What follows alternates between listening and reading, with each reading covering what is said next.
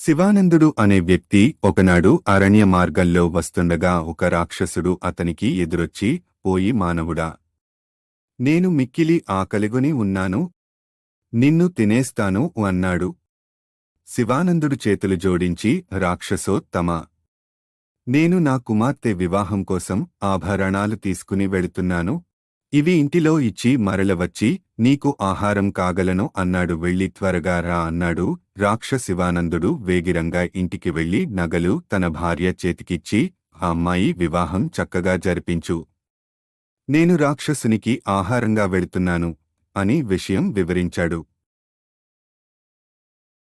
చాటునుండి ఇది విన్న శివానందుని కొడుకు తండ్రి కంటే ముందుగానే పరుగున రాక్షసుడి వద్దకు వచ్చి, నా తండ్రికి బదులుగా నన్ను ఆహారంగా స్వీకరించు అన్నాడు. అంతలో శివానందుడు వచ్చి కుమారుడిని వదిలివేసి తనను తినమని అన్నాడు. వీరిద్దరూ వాదులాడుకుంటూ ఉండగానే దూరం నుంచి కర్ర సాయంతో ఒక వృద్ధుడు వచ్చి, నేను శివానందుడి తండ్రిని, నన్ను తినివాళ్లను వదిలేయి అన్నాడు. అంతలో శివానందుని భార్య వచ్చి, భర్తనో కొడుకునో కోల్పోయి నేను జీవించలేను, నన్ను తిను అన్నది. ఈలోగానే ఒక నవజవ్వని వచ్చి, ఈ అనర్థాలకి మూలం నేను. నాకు నగలు తేవడానికి వెళ్లిన తండ్రి నీ కంటపడినాడు. నన్ను తిను అన్నది. వారి అనురాగ బంధాలు చూసి రాక్షసుని కంట జలజల కన్నీరు వచ్చింది.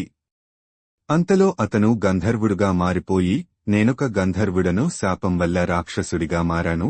మీ వల్ల శాప విమోచనం జరిగింది కాబట్టి మీకు సకల సిరి సంపదలు ఇస్తున్నాను, తీసుకోండి అని వారికి కానుకలు ఇచ్చి అదృశ్యమయ్యాడు.